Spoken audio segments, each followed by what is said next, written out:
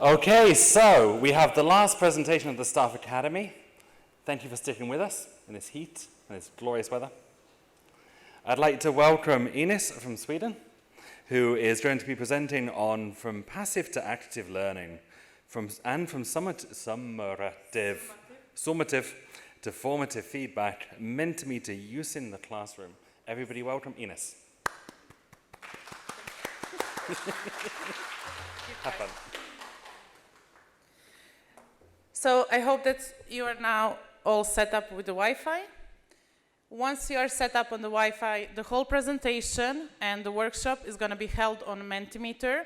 So you can look at it from your devices the whole time. I would still like that you look at me from time to time, but most of it you can see it on your devices. Okay. Everybody connected?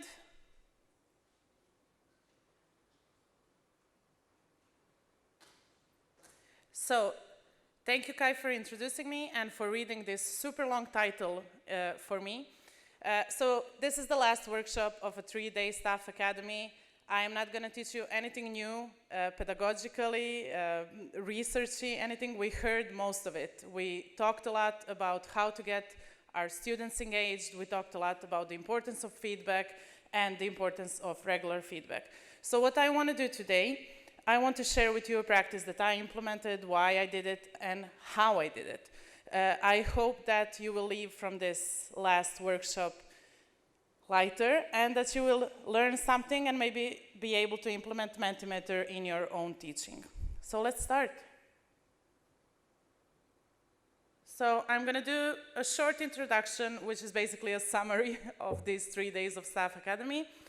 I'm going to talk about connect, share, and learn, and the practical use. How does this look in practice? Because I know that's what most of you are wondering. And the conclusion, and I know everybody's going to want to know who won the quiz and who won the prize. So speak about engaging your audience. There is a prize for the winner.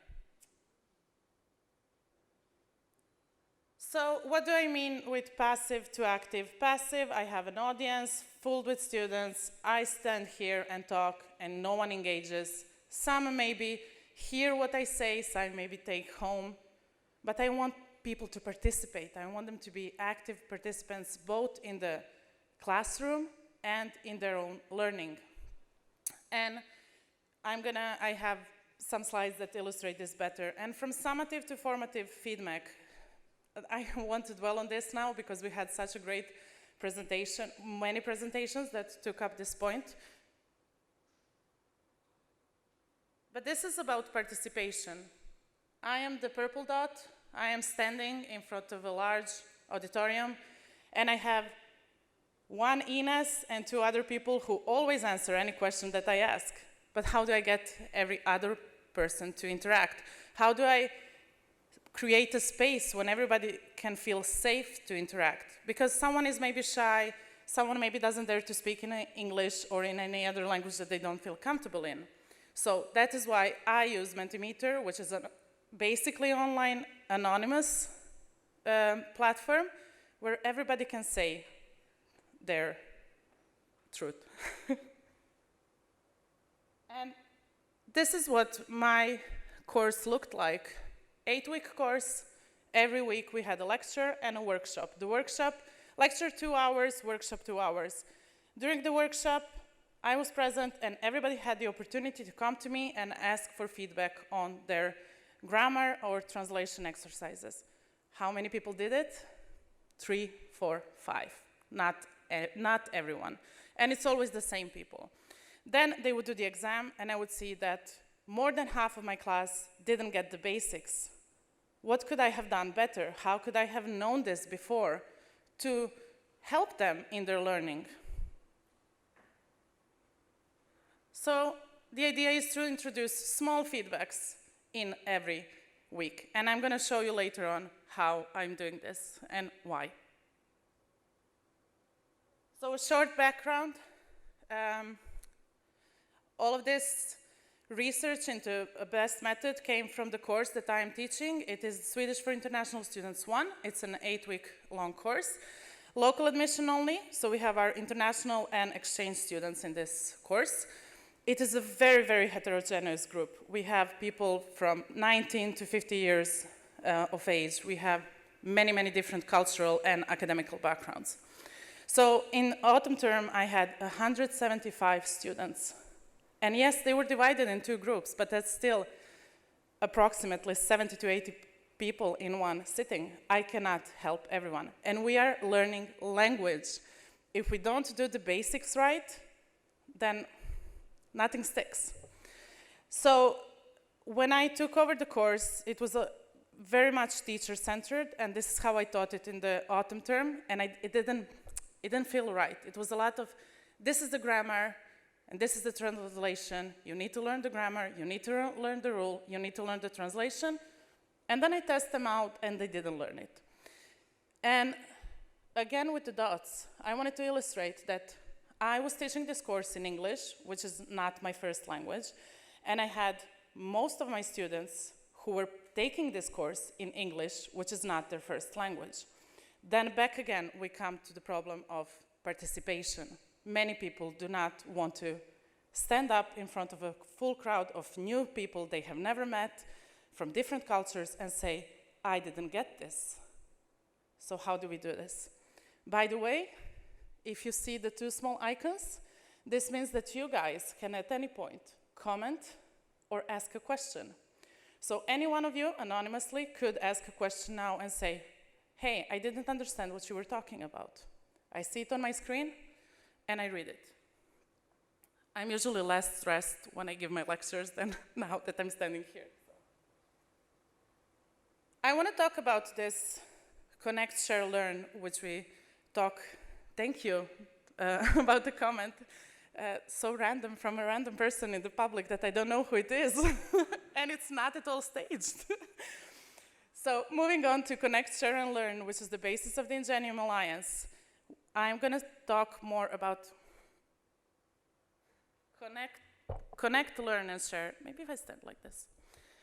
And what I mean by this is get to know your group. So we talked a lot about icebreakers, but I have 175 students. I don't have time. I only have 8 weeks to teach them the basics of the Swedish language. I don't have time for icebreakers. I want them to engage, to have a higher participation. I want to both give and receive feedback on a regular basis. So connect. I said already, different cultures, they all come together. And then we have two people who both have green and blue in common. And now, because we're in Italy, they both like pizza. So let's see if we as a group can find things that we have in common. So I would like you to write with 1 or 2 really short answers, as we did yesterday for Una, your hobby. So let's see if there is anyone, you don't need to know who it is, but just knowing that there is someone in the room that shares the same hobby, it can make you feel more comfortable that you're in the right place. It's okay.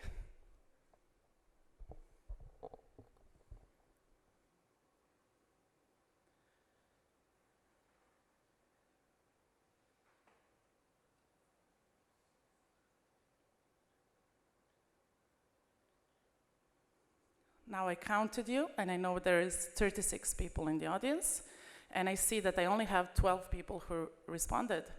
So this allows me also to wait and to be in tune with my classroom, and not to go too slow or not to go too fast.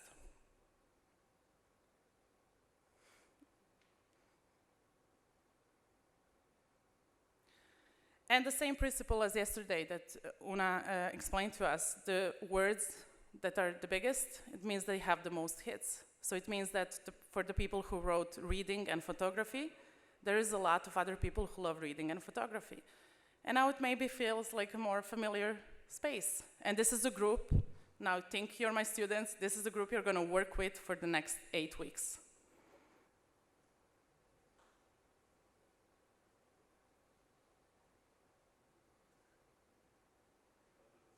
No one wrote languages.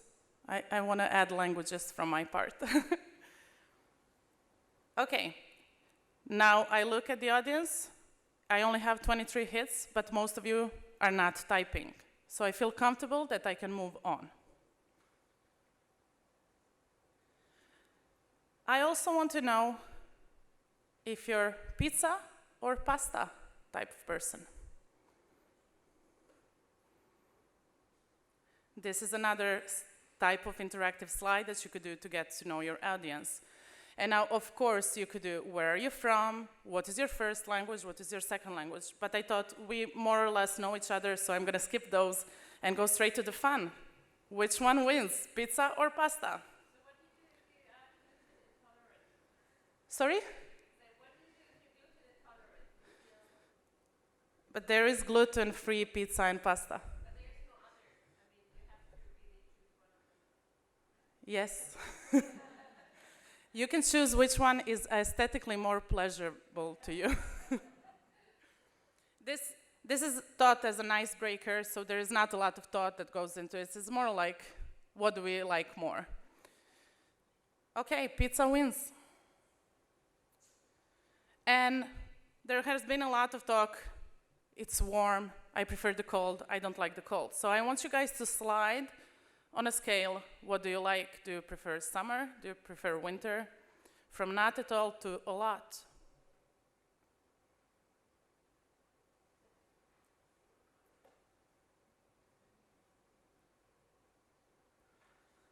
And of course, summer is winning. Yeah, the lovely winter that we hope to have in Sweden when you come to Sweden in 2026.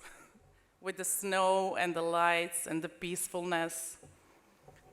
It didn't help me, Kyle. It's still 3.4. Okay, but just to show you, this is another type of slide, interactive slide that you could have. When I talk about learning, I use Mentimeter in two ways, and this is what I propose to you. You could either use it to check understanding of new material, or knowledge retrieval. And you can mix both. So today I'm going to introduce a new concept for you guys, and I'm going to check immediately if you are following. And by that way, I know if you got it right, but I also know if I need to adapt my teaching, if I need to take it one more time. And then when we meet next time, in 6 months, then I'm going to check your knowledge on that. So the idea of Mentimeter is that it's mostly anonymous. Now, there is this gamification aspect where you can create quizzes. Then the audience is asked to create an alias. It doesn't have to be a real name. And you will have to do that as well. But the first, now, I'm going to show you how I use it for checking understanding of new material. And since we are in Italy, let's do some Italian. In Italian, the definite article could, all the words are either masculine or feminine. So the article that you put in front of the word, it's either masculine or feminine. Now, as a really, really quick, because we are not in a language course, a really, really quick rule that you could use to see if it's masculine or feminine, if a word ends in a, it's most likely feminine. So, la spiaggia, la luna, la pizza. These are feminine words. Okay? Now, I don't know if you all got it, because there's a lot of you, and no one is going to say, I don't got it. But let's see. If I introduce a new word, tartaruga, is it il or is it la?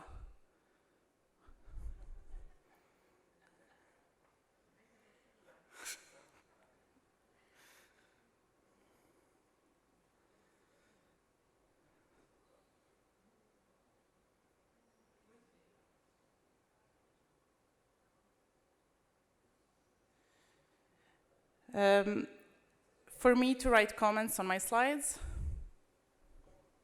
is this the question?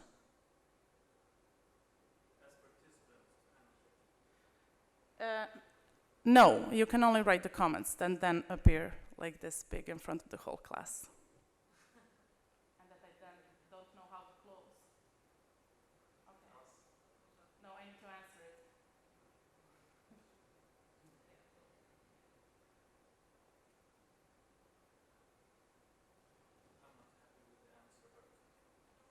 I'm not happy with the question because I don't know how to get back to my Mentimeter now. Right top corner. Yeah, it doesn't work. Uno, do you know?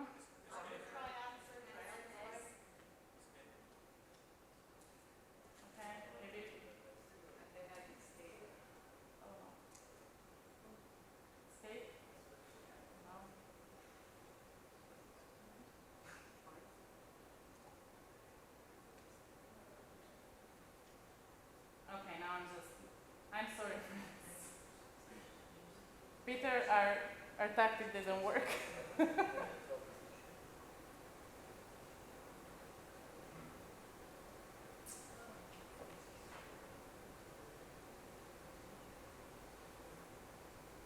Close it on the comments. Here? Yeah. Oh, yes, thank you. Ooh, a moment of stress. So, now I see that most of you understand the basic rule of if it's masculine or feminine, so I don't need to repeat it. If the answers were inversed, or if I saw that more than 2 people maybe don't understand it, then I go through it again. In any case, I finish the slide by saying, yes, these words end in A, therefore it's most likely feminine. Now, the quiz part. For the quiz part, you all need to create an avatar and put a nickname. It doesn't have to be your real name. You need to be fast when you answer the question. And I tried to compose 3 questions that everyone who was at the Staff Academy should know the answer to. So it's really, may the best person win.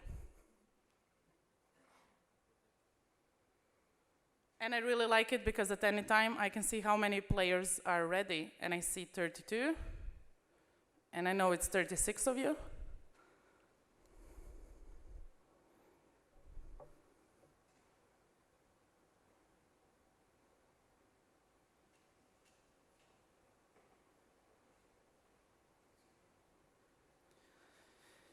So now remember, you need to be quick when you answer the questions, okay? I can choose my avatar. Just put random avatar, maybe.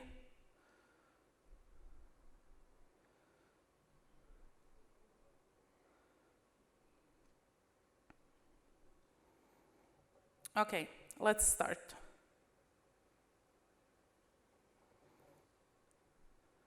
How many partners are there in the Ingenium Alliance? 12, 10, or 11?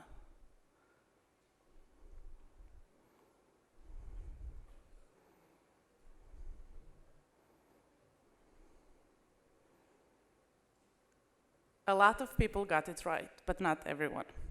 Let's see the next question. Remember, you need to be fast. And this is me trying to be funny. What is the name of the academic hymn that we listened to at the opening of the 10 days in Pescara? Gauduana iguana or Gaudeamus igitur?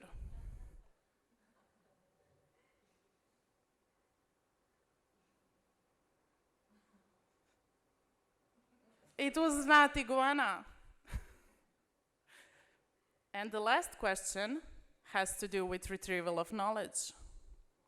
You need to type out your answer now, guys, so be ready.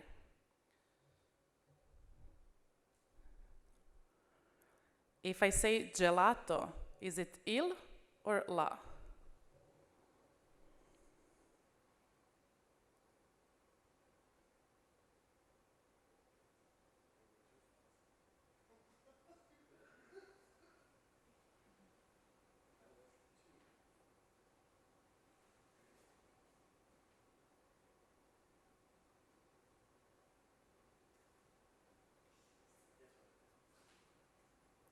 Suspense, suspense. The correct answer is il. The word does not end with an A. So, as accepted correct answer, it's really important that when you do this type of questions, that you account for caps lock, that you account for first big letter and then small letter for all and any variation of the word. And when I talk about share, so here we come to the feedback part. Mentimeter is a great tool to generate feedback, information that can be used by students to enhance their learning. So now you've seen, okay, I still do not understand if tartaruga is la and gelato is il. I need to maybe go through this again. And it is for teachers as well, because if I have a large group that did not understand my teaching, then as we heard yesterday, maybe it's time for me to ask myself, what can I do better as a teacher? How can I share knowledge in a different way that maybe is more accessible to all of the students. So there are some ways of doing it. Mini feedbacks at the end of each week. So I would always finish my lesson with, what did you learn today? And I have also introduced the quizzes in the lectures. So I wanted to know how it was perceived by the students. So having the quiz in the lesson was, and it was always rather high. If at any point the answer would have been lower, then I would maybe try to engage with the students and ask, why was it not fun? What could we do better? Or maybe I would stop using them if the answer was low from the beginning. And then summative feedback at the end of the course, I asked my students, now it's really hard to see, but I asked them, the level of the course was I expected, I was able to apply the knowledge, to things that could be improved, to things that worked well, and then they always have an open question that allows them to write whatever they want. And in this way, I open the arena and I say, I welcome your feedback. The thing also is that, at least at our university in Sweden, we really need to have the course evaluations, and we work with that actively to try and improve our learning. How the system works now, it is a survey that is sent out to the students after they complete the course. But as you can imagine, the student completed the course. They don't want to answer no survey. So this is what I do at the last lesson, and it is like, this is the last thing that we're going to do together before this course ends. So I have had a much, much higher response rate than at the university-based survey. So I want to know, is this something that you would try? Yes, no, or maybe?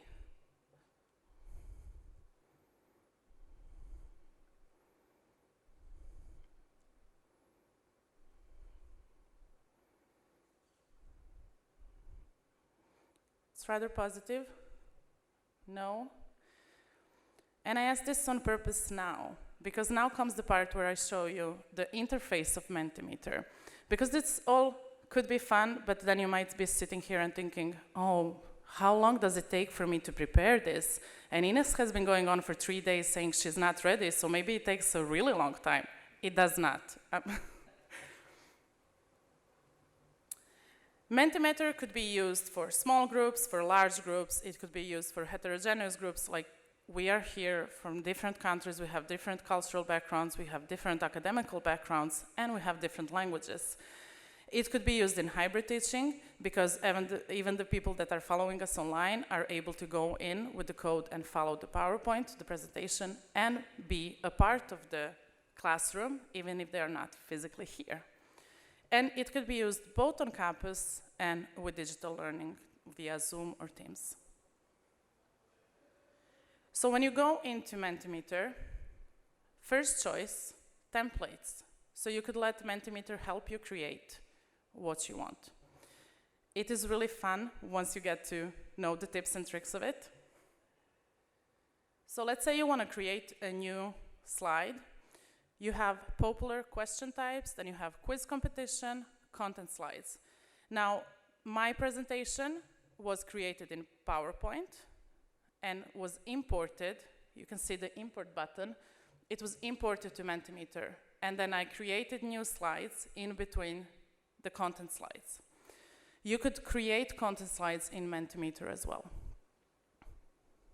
The difference between popular question type and quiz competition is that quiz competition requires the avatar and a nickname, while the popular question types are completely anonymous. There is no way to know who answered them. Then once you create a question, now I chose the multiple choice one. You write your question, you put in your options, which in this case are yes and yes with an exclamation point. You could put a picture next to the answers, you could add other options. You could show the correct answer, enable multiple selections. There is a variety, but the tool itself is really intuitive. Everything is there. You don't have to look a lot to find things. So this is the content part. Then we come to the design. This is a multiple choice question, and I can design the visualization type. I can have piles or I can have pie charts, or I can have dots. And I have tried for today's workshop to put a strong variety of everything just to show you everything that could be done. You can also choose the layout, and as you see, I chose the layout with the picture on the side. Now this is not a picture, this is a GIF. We will come to that. So this is what I created. And now this is great. You need to choose if this, meaning Mentimeter and me here and this workshop, is it great? Yes or yes?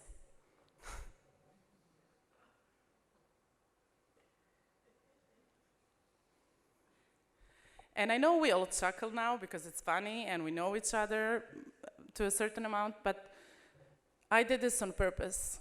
I want you to reflect on how you construct the questions in Mentimeter if you are to use this tool. If we give voice to everyone, they have to have a possibility to express, to say, no, Ines, your workshop is really not good.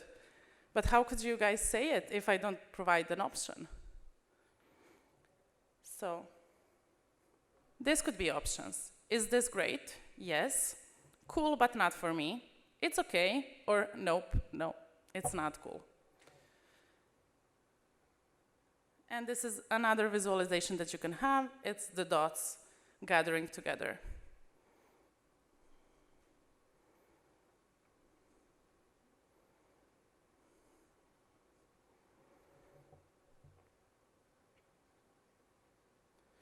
So, your level of satisfaction with today's workshop, from 1 to 7.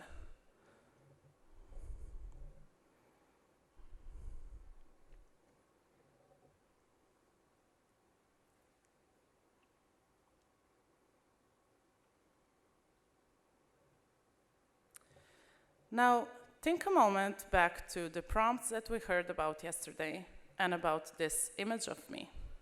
How does this person look? Does she look welcoming to every feedback?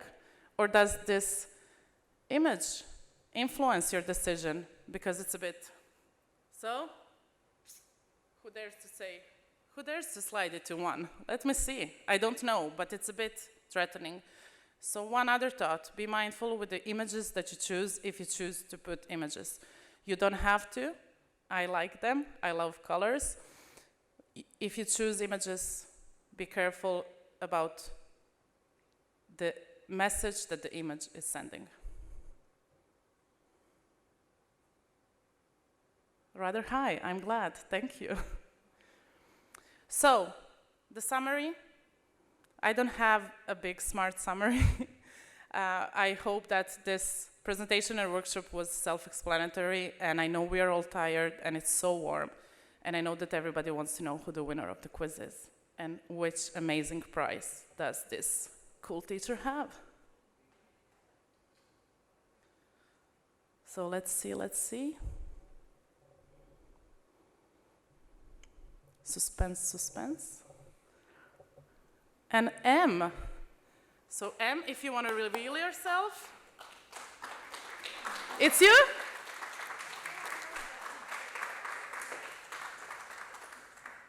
My favorite Italian snack.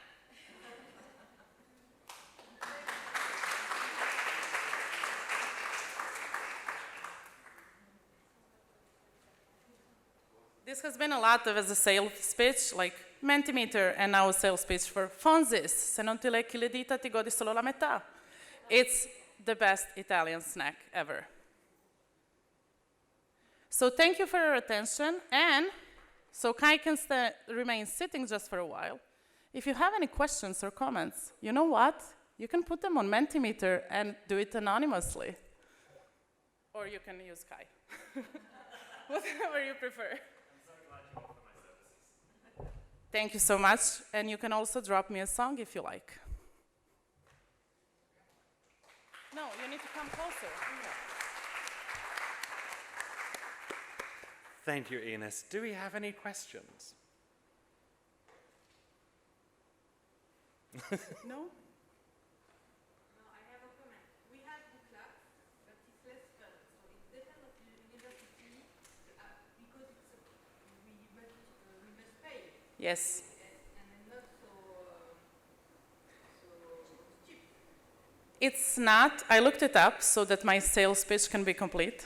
I do not work with Mentimeter. I am not affiliated with Mentimeter, and they are not sponsoring this presentation.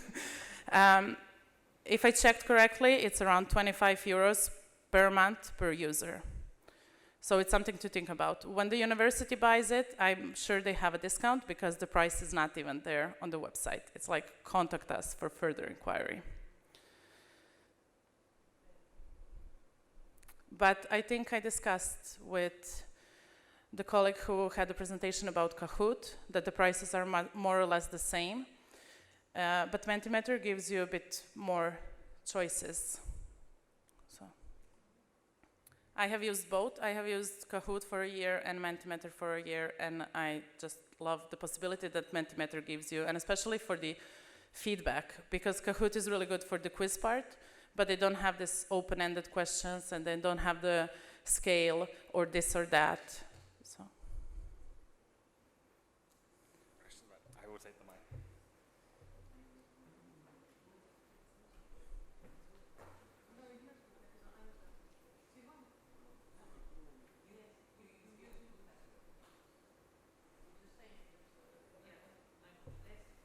I can also try. Okay.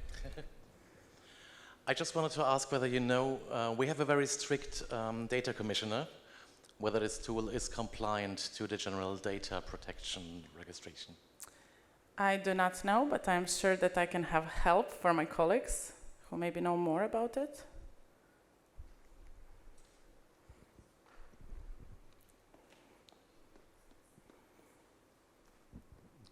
Maybe not so much actual knowledge, but kind of a story.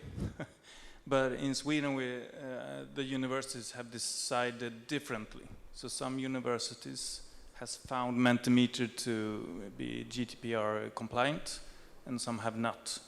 So it's balancing on the edge, I guess. And I think it would depend on what do you ask from your students, because I have never asked you to put down your real name. Now I know that the internet is a scary place. I know, but by that sense, there is no personal data that is shared with the others, so. Yeah, but then I do use it on university, and most of our students are connected to the university Wi-Fi, so the IP would be there somewhere, maybe, I don't know. I think we can wrap it up. If no one has any more questions or comments, if you do, you can say hi, you can come. We can talk in the bus or later on. I'm always glad to discuss more. Thank you very much. Tack så jättemycket. Thank you. Oh, paramedic teachers stay awake. Interestingly enough, thank you. I have a student who told me, who came to me after one lecture, and he's like, this was amazing. Every time I wanted to fall asleep, you would wake me up with a question. So. Thank you, Ines, and thank you everybody to come into these Staff Academy events. We've had 3 long days, but the workshop's been fantastic. Thank you to all the participants, to the viewers, to the people online, and everybody for being here and making this a success. And the IT people as well, who are not visible, so I kind of forget about them. But thank you, and thank you to Francesca as well.